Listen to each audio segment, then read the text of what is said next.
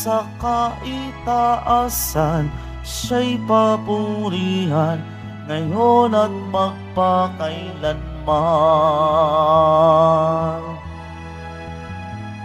Umawit ang daigdigan, lahat ng naroroon. Umawit ang sangkatauhan, purihin ang Panginoon.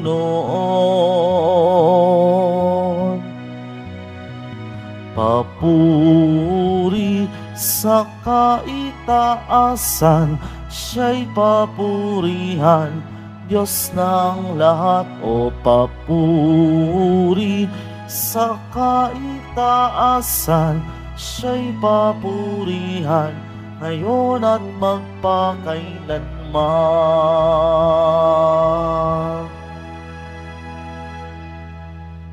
Sa ngalan ng Ama at ng Anak at ng Espiritu Santo. Amen. Sumainyo ang Panginoon. At sumaiyo rin. Mga kapatid, aminin natin ang ating mga kasalanan upang tayo'y maging marapat gumanap sa banal na pagdiriwang. Tayo pong lahat, inaamin ko sa makapangyarihang Diyos At sa inyong mga kapatid, na lubha akong nagkasala sa isip, sa salita, sa gawa, at sa aking pagkukulang. Kaya isinasamo ko sa mahal na Birheng Maria, sa lahat ng mga anghel at mga banal, at sa inyo mga kapatid, na ako'y ipanalangin sa Panginoong ating Diyos. Kaawaan tayo ng makapangyarihang Diyos, patawarin tayo sa ating mga kasalanan, at patnubayan tayo sa buhay na walang hanggan. Amen. Panginoon, kaawaan mo kami. Panginoon, kaawaan mo kami. Kristo, kaawaan mo kami. Kristo, kaawaan mo kami. Panginoon, kaawaan mo kami. Panginoon, kaawaan mo kami. Ginugunita natin ngayon si San Benito Abad. Manalangin tayo. Ama naming makapangyarihan, itinampok mo ang abad na si San Benito bilang dakilang tagapagturo sa mga nagpapakadalubhasa sa paglilingkod sa iyo. Tanging pag-ibig sa iyo ang amin nawang mapahalagahan para taluntunin naming maliksi at bigay na bigay ang landas ng pagsunod sa iyong kautusan. Sa pamamagitan ni Hesukristo, kasama ng Espiritu Santo, magpa sa walang hanggan. Amen. Magsiupo muna ang lahat. Pagbasa mula sa aklat ni Propeta Oseas. Ito ang sinasabi ng Panginoon.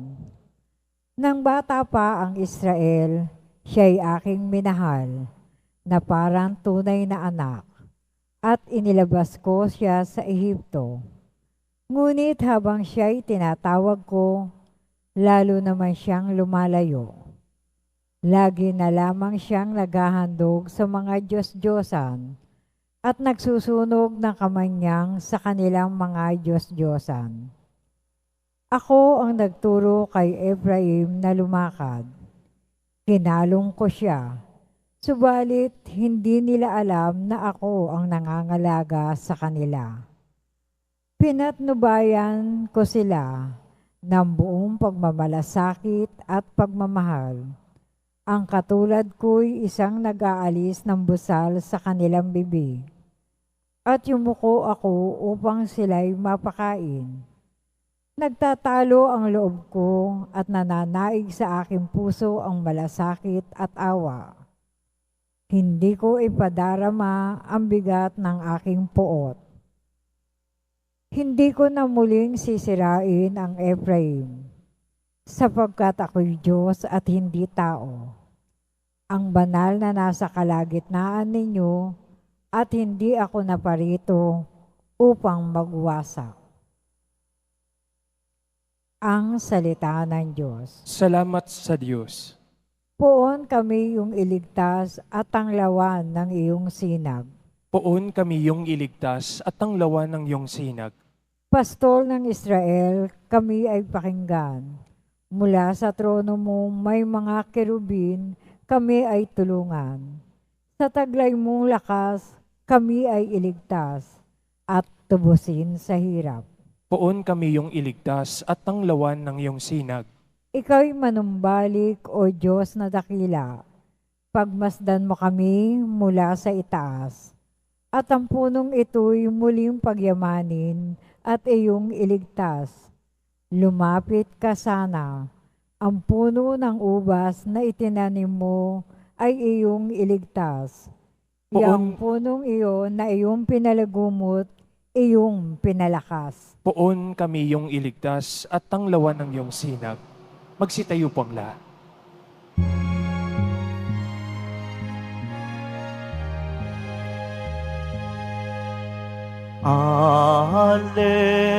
Alleluia, Alleluia, Alleluia, Alleluia.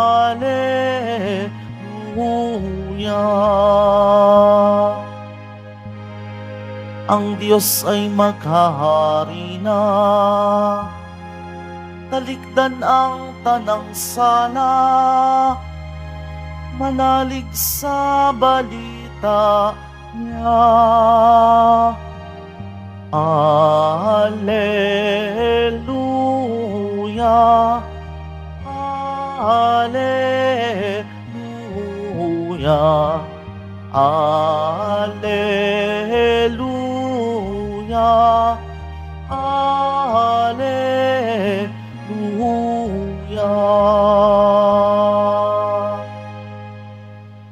Sumainyo ang Panginoon. At sumaiyo rin. Ang mabuting balita ng Panginoon ayon kay San Mateo. Papuri sa iyo, Panginoon. Noong panahong iyon, sinabi ni Jesus sa kaniyang mga apostol, "Humayo kayo at ipangaral ninyo na malapit nang maghari ang Diyos.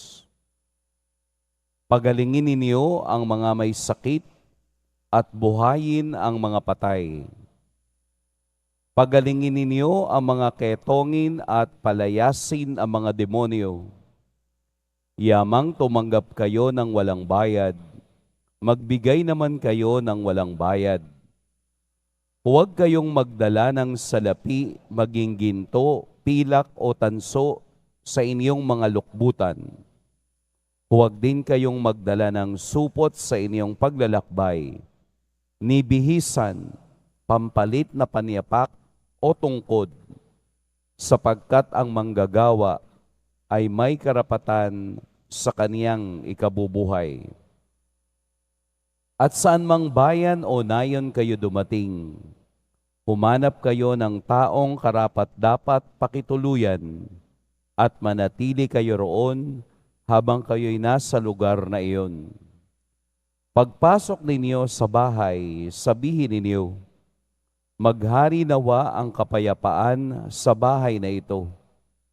Kung karapat-dapat ang mga tao sa bahay na iyon, panatilihin ninyo sa kanila ang inyong bati. Ngunit kung hindi, bawiin ninyo ito. At kung ayaw kayong tanggapin o pakinggan sa isang tahanan o bayan, umalis kayo roon at ipagpag ang alikabok sa inyong mga paa. Sinasabi ko sa inyo na sa araw ng paghuhukom ay higit na mabigat ang ipaparusa sa mga tao sa bayang yaon kaysa dinadanas ng taga-Sodoma at taga-Gomora. Mga kapatid, ang mabuting balita ng Panginoon. Pinupuri ka namin, Panginoong Hesukristo. Magsiupo muna ang lahat. Magandang umaga po sa lahat. Ang ebanghelyo po natin ngayon ay galing sa isang pangyayari kung papaanong ang mga taong sumusunod kay Jesus ay nakita niyang mga lito at lupaypay, parang mga tupang walang pastol. Kaya sa ganoong pagkakataon, si Jesus ay pumili ng 12. At ang 12 ito ay binigyan niya ng mga sanaysay kung ano ang kanilang gagawin upang sila'y maging handa sa pagharap sa mga tupang naliligaw. Sa Ebanghelyo ngayon, ito po ang tinatawag nating the first mission ng kaniyang mga apostol. Napakahigpit ng bilin ni Jesus. Una, huwag magdadala ng kahit ano. Pilak, ginto o tanso sa inyong bulsa. Huwag magdadala ng extra clothes ni pamatok o pamalo. Kumbaga parang ang dadalhin nyo lang simple ay ang misyon na magpagaling ng may sakit, magpalayas ng demonyo, at ibahagi ang mabuting balita. Ito ang sitwasyon ng unang pagtawag ni Jesus at ang kanyang unang pagsusugo sa kanyang mga unang apostol. Makikita natin doon sa kahulihang parte ng Ebanghelyo na sa inyong paglalakbay, hahanapin ninyo ang mga taong mapagmahal sa kapayapaan.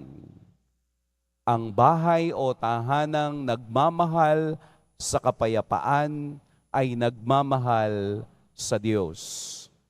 Kaya nga po parang mayroong sumpa doon sa dulong bahagi. Kung hindi kayo tinanggap, ipagpag ninyo ang alikabok sa inyong mga paa. Ito po ay pagpapakita ng hindi kalinisan.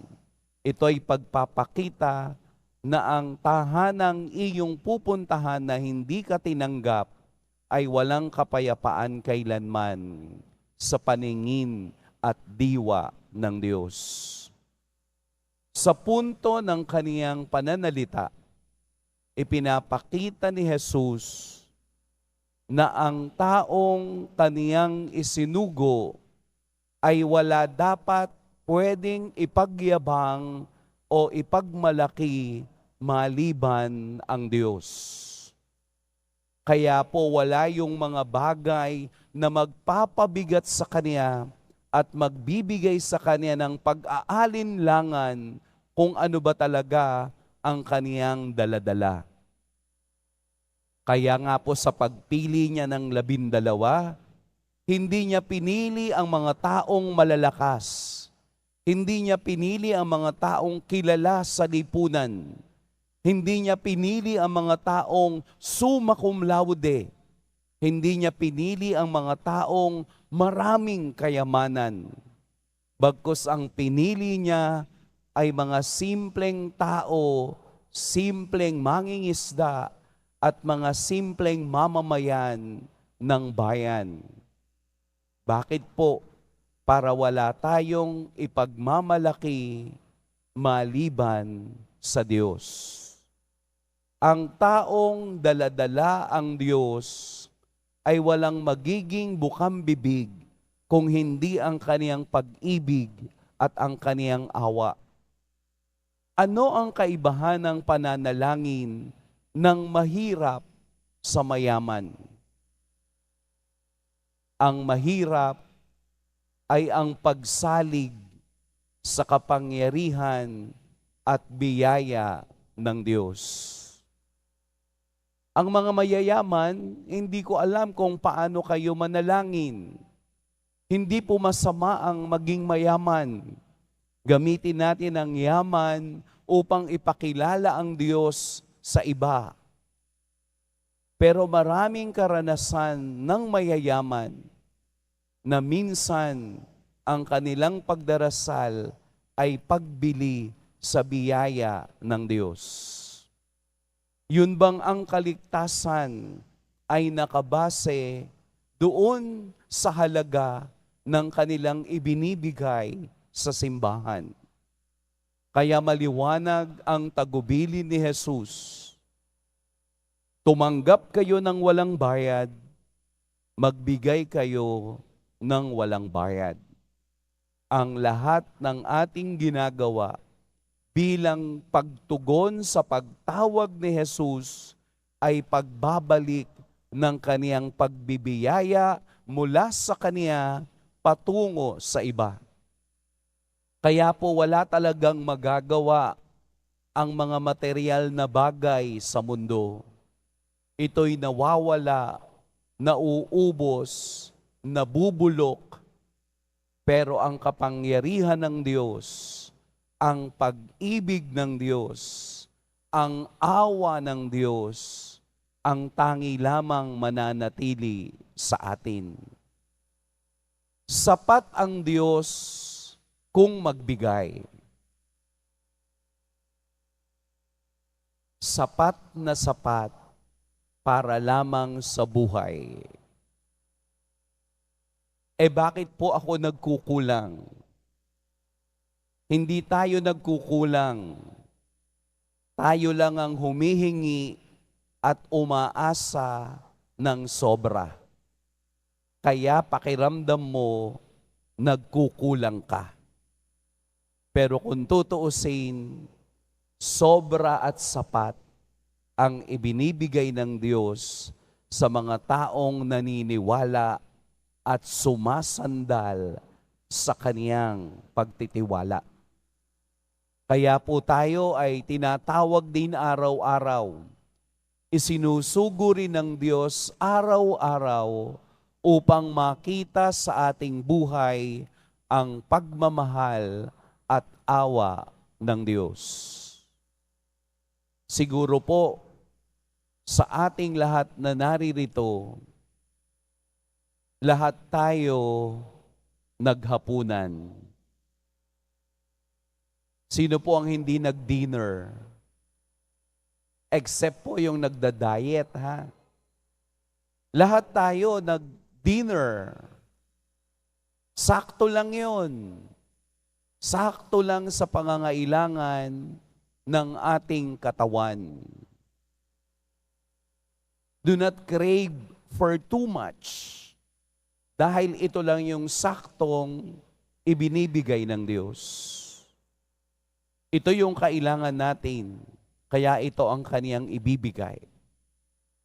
Kaya po tayong lahat ay magtiwala at palaging tumingin sa walang hanggang biyaya ng Diyos sa ating buhay. Kung ano po yung cellphone na meron kayo, sapat po iyon.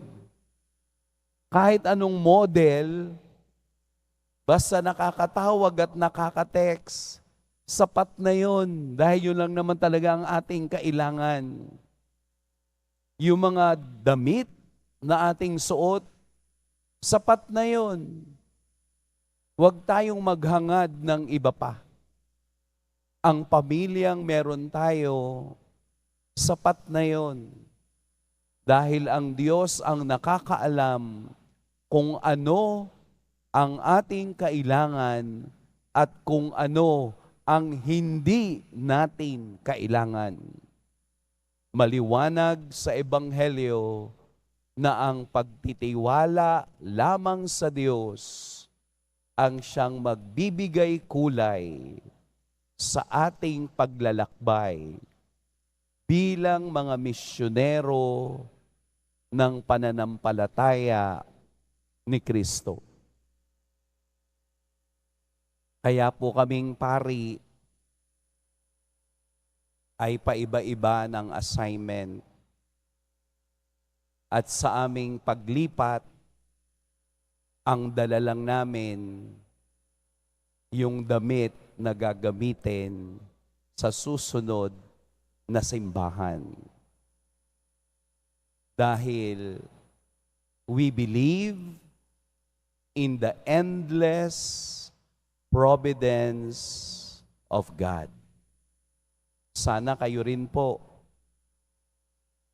maniwala at magtiwala sa probidensya ng Diyos sa araw-araw. Pagpalain tayo ng poong may kapal.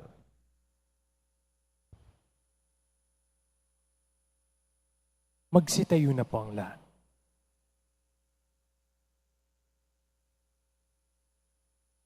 Minamahal kong mga kapatid, tayo ay kabahagi sa walang hanggang plano ng Diyos. Pinili ni Kristo ang bawat isa sa atin sa dahilang tanging siya lamang ang nakababatid. Itaas natin ang ating mga panalangin sa Diyos na siyang nangangalaga sa atin. Mapagbigay na Diyos, pakinggan mo kami. Mapagbigay na Diyos, pakinggan mo kami. Ang simbahan, naway patuloy na mag-anyaya at magsugo ng marami pang misyonero upang ipahayag ang kaligtasan ng Diyos. Manalangin tayo. Mapagbigay na Diyos, pakinggan mo kami. Ang mga taong nalilito o kulang sa paggalang sa sarili, naway maunawaan ang plano ng Diyos para sa kanila. Manalangin tayo. Mapagbigay na Diyos, pakinggan mo kami. Yaong mga tumatanggi sa mga tagapagdala ng mensahe ng Diyos at sa katotohanang kanilang taglay, naway makadama ng habag ng Diyos. Manalangin tayo. Mapagbigay na Diyos, pakinggan mo kami. Yaong may malubhang karamdaman, naway tanggapin ng bukas loob ang sakramento ng pagpapagaling at pakikipagkasundo. Manalangin tayo. Mapagbigay na Diyos, pakinggan mo kami. Ang mga tapat na namayapa, naway makapiling ni Kristo sa huling hantungan ng kaluwalhatian ng kanyang paghahari. Manalangin tayo. Mapagbigay na Diyos, pakinggan mo kami. Ama ng aming Panginoong Jesucristo, inampun mo kami bilang iyong mga anak. Tulungan mo kaming pahalagahan ang maraming biyayang ito habang itinataas namin sa iyo ang aming mga panalangin sa pamamagitan ni Kristo na aming Panginoon. Amen. Magsiupo munang lahat.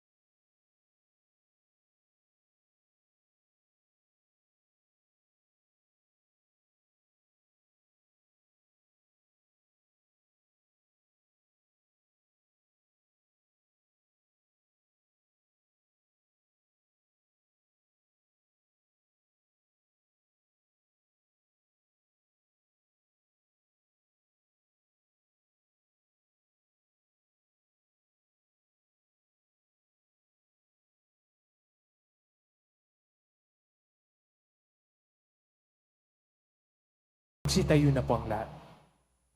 Madalangin kayo mga kapatid upang paghahain natin ay kalugdan ng Diyos amang makapangyarihan. Tanggapin nawa ng Panginoon itong paghahain sa iyong mga kamay, sa kapurihan niya at karangalan sa ating kapakinabangan at sa buong sambayanan niyang banal. Ama naming lumikha, sa paghahain namin ngayong ginugunita si San Benito, tunghayan mo ang aming mga alay at pagkaloob mo na matularan namin ang kaniyang mga halimbawa sa pagdulog sa iyo upang kami pagindapating magkamit ng iyong mga kaloob na pagkakaisa at pagkakasundo sa paglilingkod namin sa iyo. Sa pamamagitan ni Jesucristo, kasama ng Espiritu Santo, magpa sa walang hanggan. Amen. Sumainyo ang Panginoon. At sumaiyo rin. Itaas sa Diyos ang inyong puso at diwa. Itinaas na namin sa Panginoon. Pasalamatan natin ang Panginoong ating Diyos. Marapat na siya ay pasalamatan. Ama naming makapangyarihan, tunay ngang marapat na ikaw ay aming pasalamatan.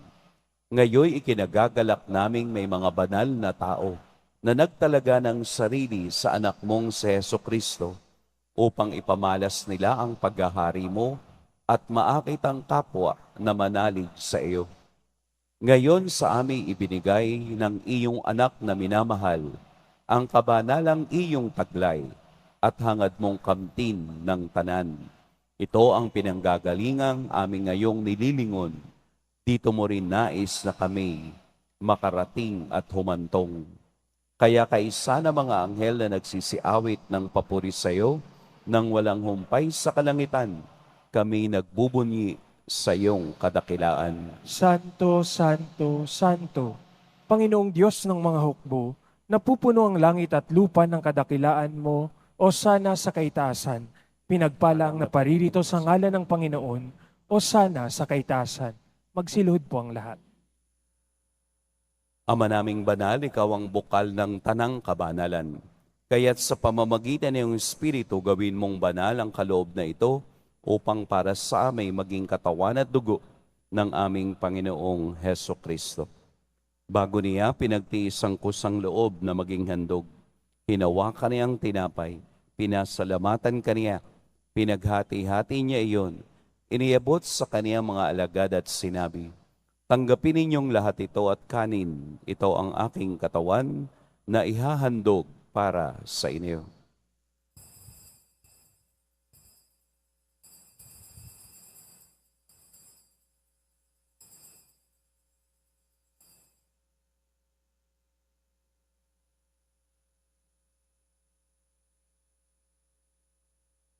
Gayun din naman, noong matapos ang hapunan, hinawakan niya ang kalis, muli kaniyang pinasalamatan. Inabot niya ang kalis sa kaniyang mga alagad at sinabi, tanggapin ninyong lahat ito at inumin. Ito ang kalis ng aking dugo, ng bago at walang hanggang tipan. Ang aking dugo na ibubuhos para sa inyo at para sa lahat, sa ikapagpapatawad ng mga kasalanan. Gawin ninyo ito sa pag-alala sa akin.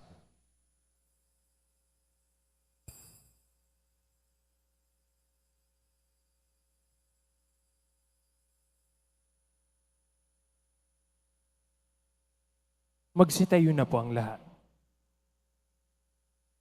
Ipagbunyi natin ang misteryo ng pananampalataya. Si Kristo'y namatay, si Kristo'y nabuhay, si Kristo'y babalik sa wakas ng panahon. Ama, ginagawa namin ngayon ang pag-alala sa pagkamatay at muling pagkabuhay ng iyong anak. Kaya't iniaalay namin sa iyo ang tinapay na nagbibigay buhay at ang kalis na nagkakaloob ng kaligtasan.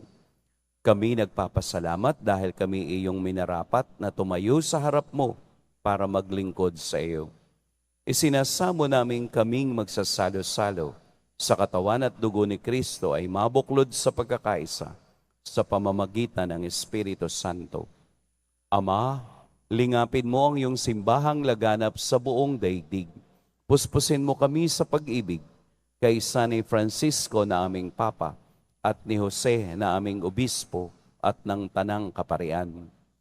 Alalahanin mo rin ang mga kapatid naming nahimlay nang may pag-asang sila'y muling mabubuhay, gayon din ang lahat ng mga pumanaw.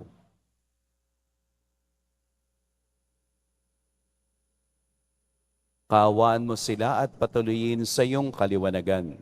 Kaawaan mo at pagindapating kaming lahat na makasalo sa iyong buhay na walang wakas. Kaisa ng mahal na Birheng Maria na ina ng Diyos, ng kabiyak ng puso niyang si San Jose, kaisa ng mga apostol ni San Juan Bautista, at ng lahat ng mga banal na namuhay dito sa daigdig ng kalugod-lugod sa iyo, maipagdiwang nawa namin ang pagpupuri sa ikararangal mo sa pamamagitan ng iyong anak na aming Panginoong Hesukristo.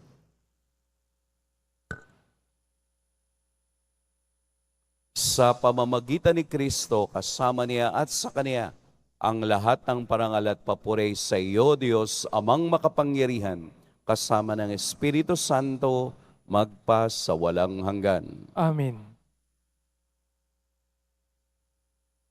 Sa tagubilin ng nakagagaling na utos at sa turo ni Jesus ng Panginoon natin at Diyos, ipahayag natin ng lakas loob. Ama namin, Sumasalangit ka, sambahin ang ngalan mo, mapasa amin ang kaharian mo, sundin ang loob mo dito sa lupa para nang sa langit.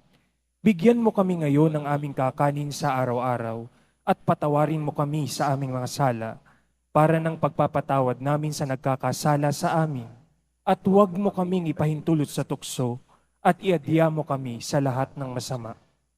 Hinihiling namin kami iadya sa lahat ng masama. Pagkalooban ng kapayapaan araw-araw, iligtas sa kasalanan at ilayo sa lahat ng kapahamakan. Samantalang aming pinananabikan ang dakilang araw ng pagpapahayag ng tagapagligtas naming si Heso Kristo. Sapagkat iyo ang kaharian at ang kapangyarihan at ang kapurihan magpakailanman. Amen. Panginoong Heso Kristo, sinabi mo sa iyong mga apostol, kapayapaan ang iniiwan ko sa inyo, ang aking kapayapaan ang ibinibigay ko sa inyo.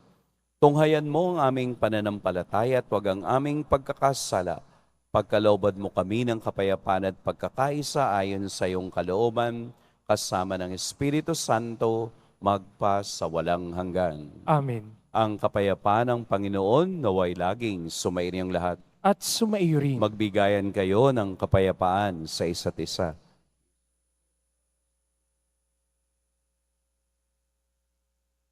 Kordero ng Diyos, na nag-aalis ng mga kasalanan ng sanlibutan, maawa ka sa amin. Kordero ng Diyos na nag-aalis ng mga kasalanan ng sanlibutan, maawa ka sa amin. Kordero ng Diyos na nag-aalis ng mga kasalanan ng sanlibutan, ipagkaloob mo sa amin ang kapayapaan. Magsilhod po ang lahat. Narito si Jesus, ang Diyos na patuloy na nagsusugo sa atin. Ito ang Kordero ng Diyos. Ito ang nag-aalis sa mga kasalanan ng sanlibutan. Mapapalad ang inaanyayahan sa kaniyang piging. Panginoon, hindi ako karapat-dapat na magpatuloy sa iyo, ngunit sa isang salita mo lamang ay gagaling na ako.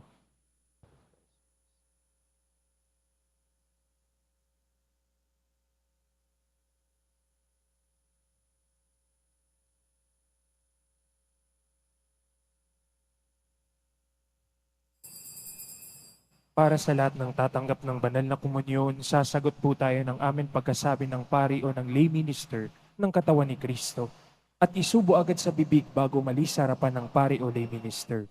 Sumunod po tayo.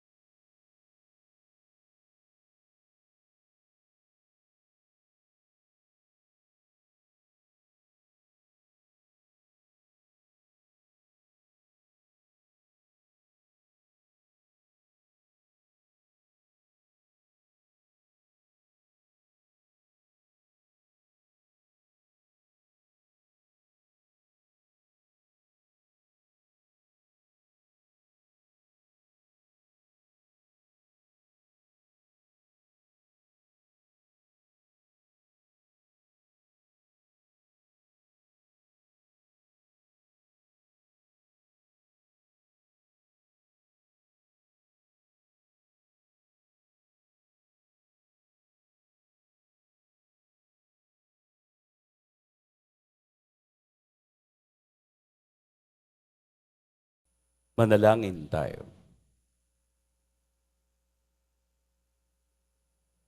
Ama naming mapagmahal, ngayong aming napagsaluhan ang haing nagbibigay buhay, aming hinihiling na maganap namin ang tinuturo ni San Benito para sa matapat na paglilingkod sa iyong gawain at sa pagmamahalan sa isa't isa bilang magkakapatid. Sa pamamagitan ni Heso Kristo, kasama ng Espiritu Santo, magpa sa walang hanggan. Amen. Sumainyo ang Panginoon. At sumaiyo rin. Yumuko kayo para sa pagbabasbas. Mahal na poong Jesus Nazareno, inihayag mo sa pamamagitan ng krus ang walang maliw na pag-ibig ng Diyos sa sangkatauhan. Pakinggan mo po ang kahilingan ng iyong angkan na nagsusumamo sa iyo. Makamtanawa nila ang iyong katugunan at tanggapin ang kasagutan na may utang na loob na tinatanaw. Basbasan din po ninyo ang mga daladala nilang mga imahen at dasalan. Sa pamamagitan ng bendisyon na ito, naway maalala nila ang mga pangako nila noon sa binyag, na ikaw ang kanilang iibigin at paglilingkuran bilang Panginoon, magpa sa walang hanggan. Amen. At pagpalain kayo ng makapangyarihan at mapagmahal na Diyos, ang Ama at Anak at Espiritu Santo. Amen. Tapos na ang ating pagdiriwang, humayo kayong taglayang kapayapaan ng Poong Jesus Nazareno. Salamat sa Diyos.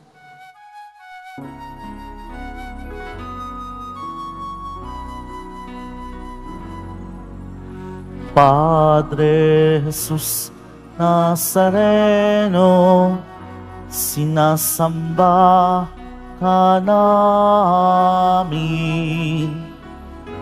Pinipintuho ka namin. Aral mo ang aming buhay at kaligtasan. Nuestro Padre Jesus Nazareno, iligtas mo kami sa kasalanan. Ang krus mong kinamatayan ay sagisag ng aming kaligtasan. Nuestro Padre Jesus Nazareno, inarangal ka namin.